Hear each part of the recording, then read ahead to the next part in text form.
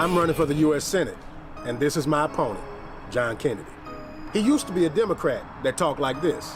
Well, we have another program here at Treasury that we're very proud of. But then he became a Republican, switched accents, and now he talks like this. I will not let you down. I'd rather drink weed killer.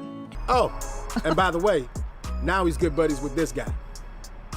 John Kennedy inspires people like this and has now raised $15 million to keep ruining Louisiana. We need to build a grassroots movement to defeat John Kennedy and build the margins of the Democratic Party in the U.S. Senate. Chip in today. We're a long way from 15 million, but people power can catch up. Let's go to work. Avocado toast eating insiders elite. Okay, so there's our friend. I wish I knew him. His name is Gary Chambers, running for Senate against Foghorn Leghorn there in Louisiana. Here's one more of his ads. I love his ads. They're great. Every 37 seconds, someone is arrested for possession of marijuana. Oh my Since God. 2010, state and local police have arrested an estimated 7.3 million Americans for violating marijuana laws, over half of all drug arrests.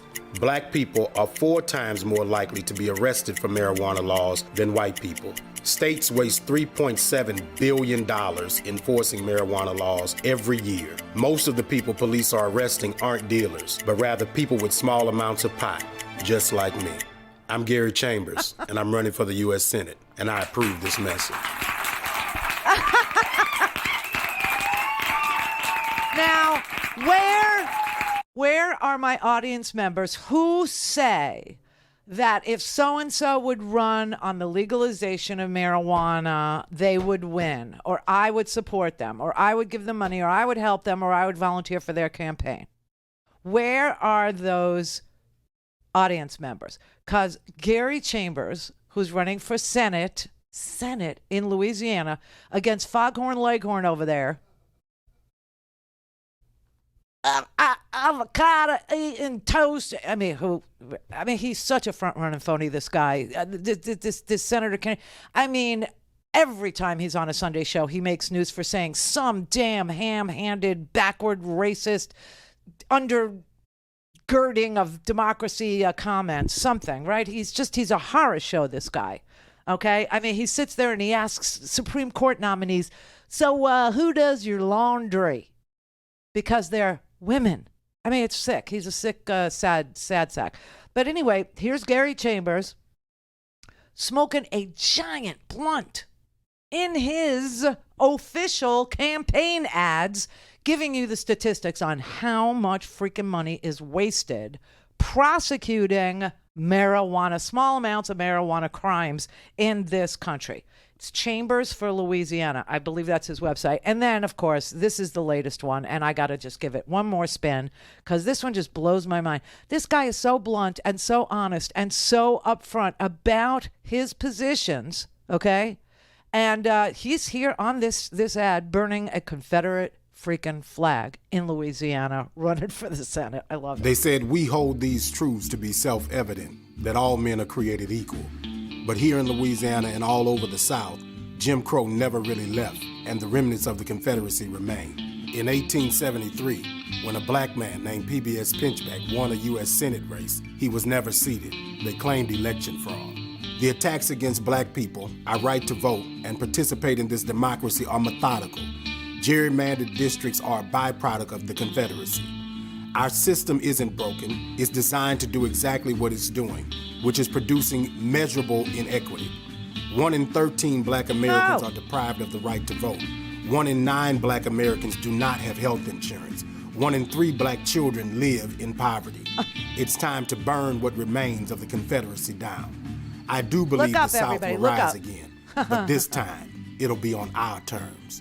I'm Gary Chambers, and I'm running for the U.S. Senate, and I approve this message. Chambersforlouisiana.com. If I could raise, like 2 cents for him today, I'd be very pleased with myself. He's on Instagram, too. He's on Insta at Gary Chambers Jr., at Gary Chambers Jr. You could just follow him. You don't even have, just watch. And let's see how he does. Now, this is a long shot, right? I mean, nobody's sitting here trying to blow smoke up your, well, maybe we are. And the smoke's coming from a burning Confederate flag.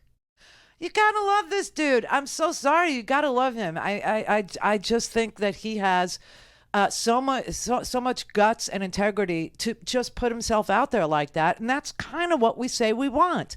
So now when you're confronted with what you say you want, an honest person to run statewide in a red state against an elite, against a big government voting suppression, a Confederate loving fake of a fraud of a man who sounds all of a sudden like Foghorn Leghorn, except when he worked over at the Treasury, he sounded like every Wharton graduate that ever came down the pike. He sounded as Ivy League as the Ivy League sounds.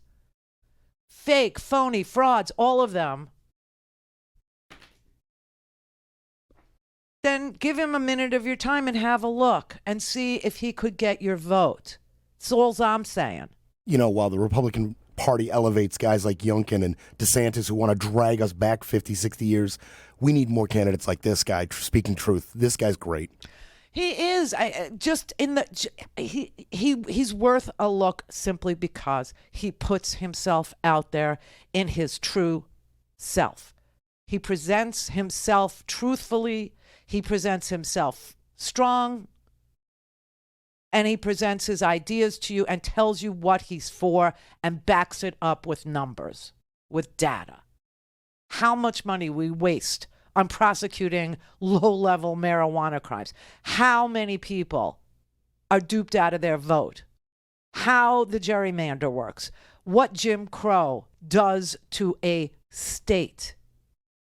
To a state, an entire state, and its hopes and dreams, and its ability to move into the future along with the rest of the country. Or you could just go and elect guys like this. The RNC resolution last week referred to the events of January 6th as a legitimate political discourse. Legitimate political discourse. That's not correct, what the RNC was talking about. They were talking about everybody knows anybody who broke in and caused damage. That was not called for. Those people, we've said from the very beginning, should be in jail. What they were talking about is the 6 RNC members who January 6th has subpoenaed, who weren't even here, who were in Florida that day. So you're supporting that resolution? And he walks away. How about that? How about Kevin McCarthy? How about that? Just walk away.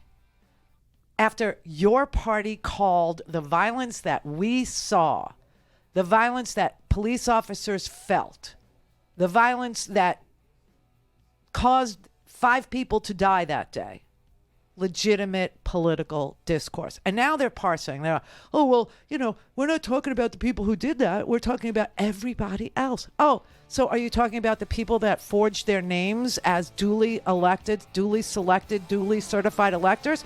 Are you talking about the people that wanted to use the DOD, the Department of Defense, to seize machines? What are you, who are you talking about? Clear. Don't have time to listen to the live show? Want to hear more on your schedule? Go to randyrhodes.com and buy a stinking podcast.